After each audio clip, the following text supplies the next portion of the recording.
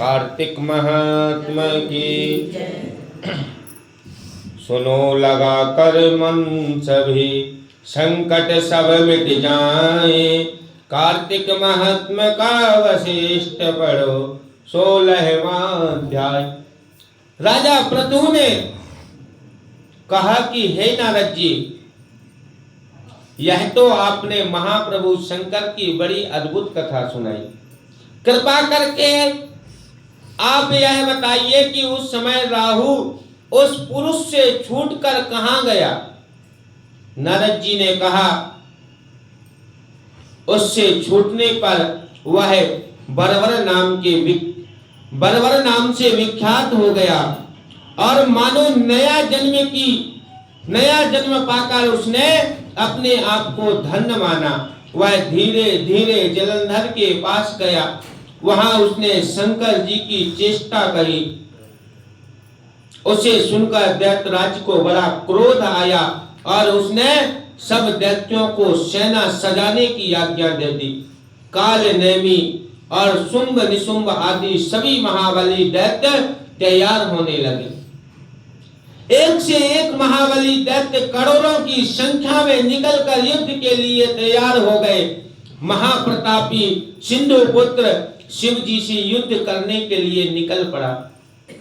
उसके आगे महर्षि शुक्राचार्य और छिंसार राहु हुआ।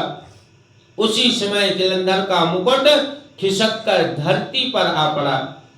आकाश में बादल छा गए और बड़े अपशगुन होने लगे।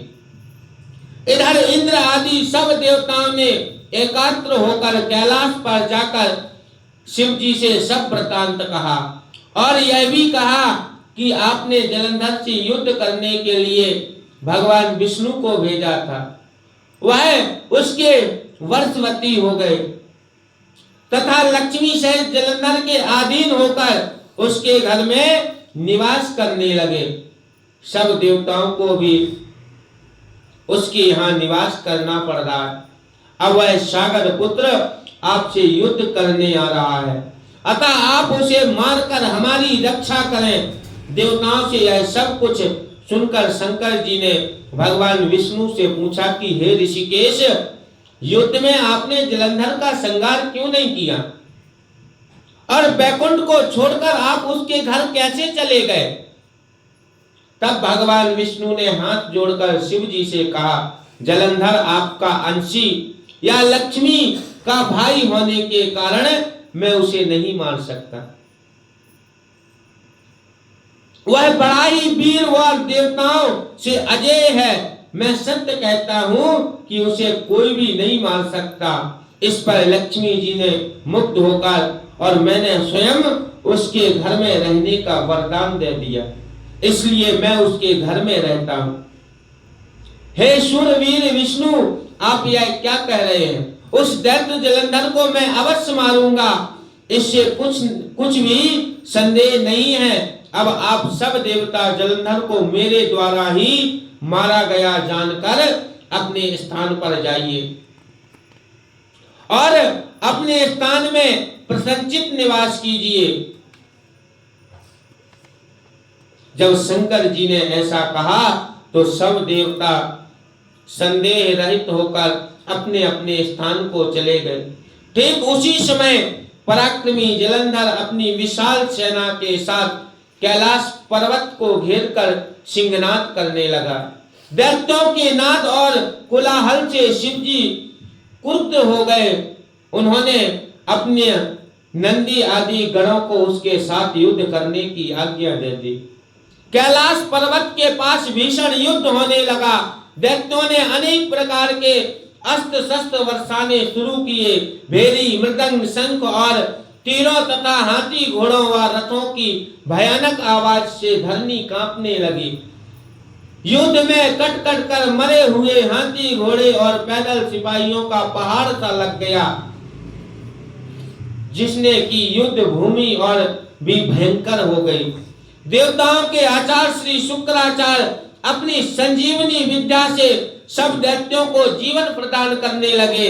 यह देखकर शिव जी के गण व्याकुल हो गए और उनके पास जाकर सारा वृत्तांत सुनाया। यह सुनकर भगवान शिव के क्रोध की सीमा न रही। वह अपने भयंकर रूप से दिशाओं को प्रज्वलित करने लगे। उस समय उनके मुख से एक बड़ी भयंकर कन्या उत्पन्न हुई, जिसकी दोनों जंघाएं ताल वृक्ष के समान थी। वह युद्ध भूमि में जाकर सब असुरों को चबाने लगी। युद्ध भूमि में इस तरह विचरते हुए शुक्राचार्य जी के पास पहुंची और शीघ्र ही उन्हें अपने उदर में गुप्त कर लिया और स्वयं भी अंतर ध्यान हो गई। शुक्राचार्य के गुप्त हो जाने से दैत्यों का मुख मलिन पड़ गया।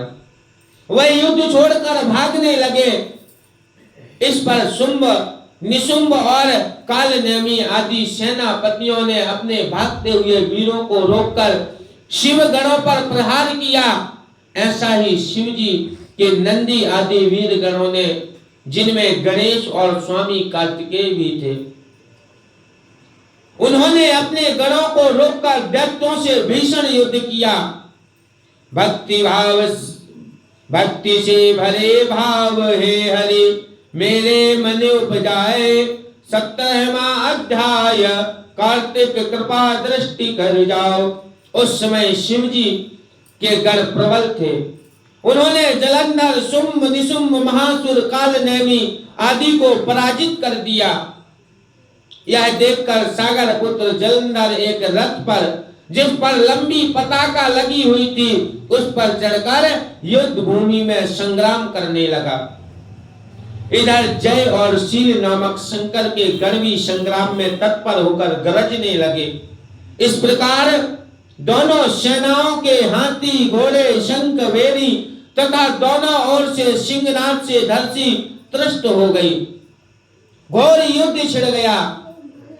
तत्पश्चात जलंधर ने कोहरे के समान बाणों को चला धरती से लेकर आकाश तक व्याप्त कर दिया। नंदी को 5, गणेश को 5 तथा वीरभद्र को एक साथ ही 20 बाण मारकर उनके शरीर को छेद दिया और मेघ के समान गर्जना करने लगा। यह देखकर रुद्रपुत्र कार्तिकेय ने भी दैत्य जलंधर को अपनी शक्ति उठा के मारी और घोर गर्जना की, जिसके आघात से वह धरती पर गिर पड़ा। परंतु वह इतना बली था कि जल्दी से उठकर खड़ा हो गया और क्रोधविष्ट होकर कार्तिकेय जी पर अपनी गदा का प्रहार कर दिया। ब्रह्मा जी के वरदान की सफलता के लिए शंकर पुत्र कार्तिकेय पृथ्वी पर सो गए। गणेश जी और ब्रह्मा नंदी भी गदा प्रहार से व्याकुल होकर धरती पर गिर पड़े। उसने वीरभद्र पर परिध का प्रहार किया, जिससे वीरभद्र का सिर फट गया और रक्त बहने लगा। वह व्याकुल होकर धराशायी हो गए।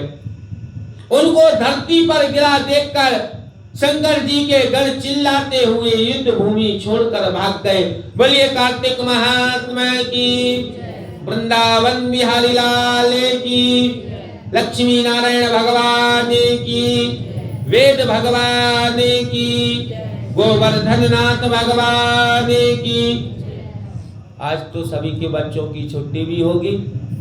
10-15 मिनट पहले 1-2 भजन, जब तक ठाकुर जी का प्रसाद तैयार हो जाएगा, फिर उसके बाद गोवर्धन पूजा, आरती। आज किसी को काम तो नहीं है घर में, होगा भी तो आज भगवान के लिए थोड़ा समय।